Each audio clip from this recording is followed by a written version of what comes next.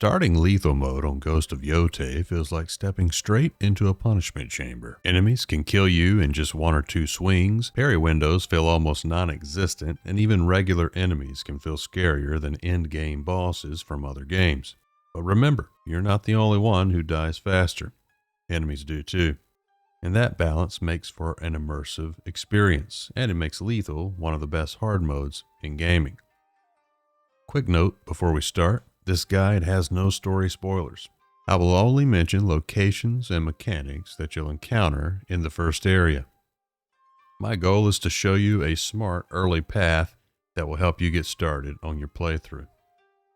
In the next few minutes, we'll cover the first skill points, which charms to grab, which purchases to prioritize, the first two bounties, and the one counter skill that really helped me out.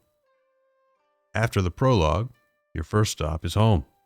Don't rush out the door when you get there, though, at least not before completing a bamboo slicing minigame.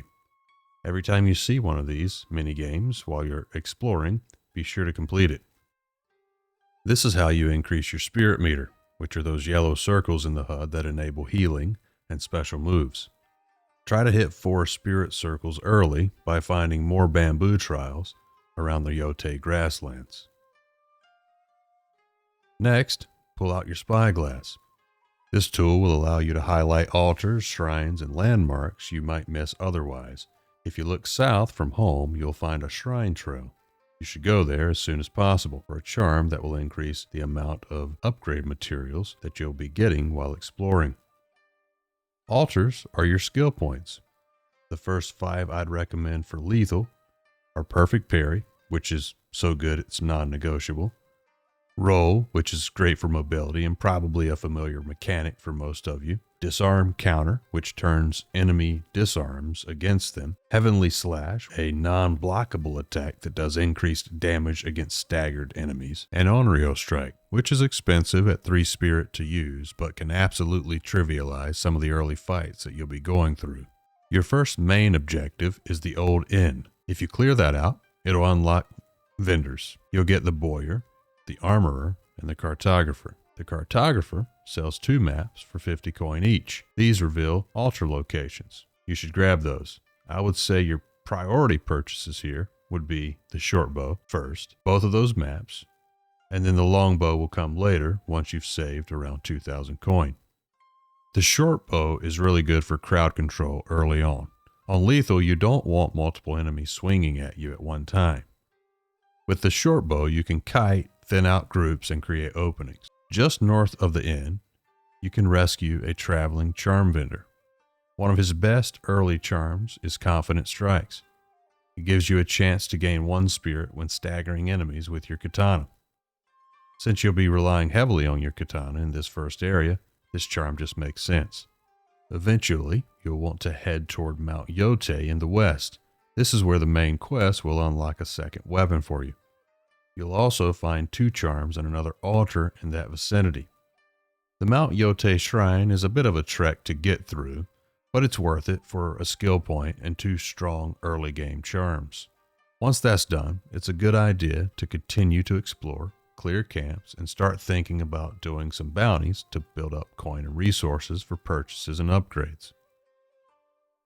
Your first bounty should be Crow Genzo. Taking him down will unlock your first quick-fire weapon, which is another crowd control tool. With Disarm Counter unlocked, this fight is fairly straightforward. Crow Genzo will try to disarm you, but you can flip it back on him and get in several easy follow-up attacks and then finish quickly. Next, consider Smiling Yoshitomo. With Onryo Strike, you can open the duel by disarming him, making it one of the easiest lethal mode bounty fights in this early area. Clearing these kinds of bounty contracts will reward you with coins and materials as you go, setting you up for upgrades and armor progression.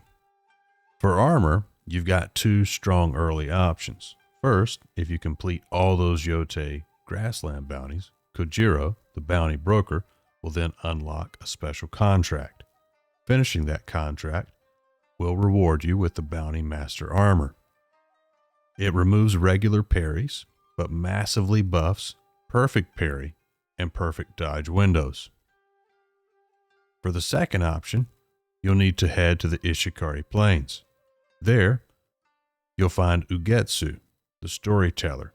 He's at the location marked by the flower on your map. The quest line will involve collecting a wind chime and then using that wind chime to find 3 more, which will then lead you, ultimately, to a duel. Once you win that duel, you'll earn the Undying Armor set. This one buffs weapon alignment, so using the right weapon against enemies depending on what weapon they're using. And it rewards those weapon alignments with extended parry windows. Other things to keep in mind: always stock ammo, keep a food bonus active, and stay on top of weapon and armor upgrades as you play. For the most part, camps are perfect for managing all of this, as long as you bring the materials. Lethal mode seems to punish every mistake, but with the right skill selection, smart purchases, and careful preparation, the early game becomes more manageable. If you've found a different early route that works on lethal, share it in the comments. It may help others who are struggling through the opening hours. Good luck. Take care.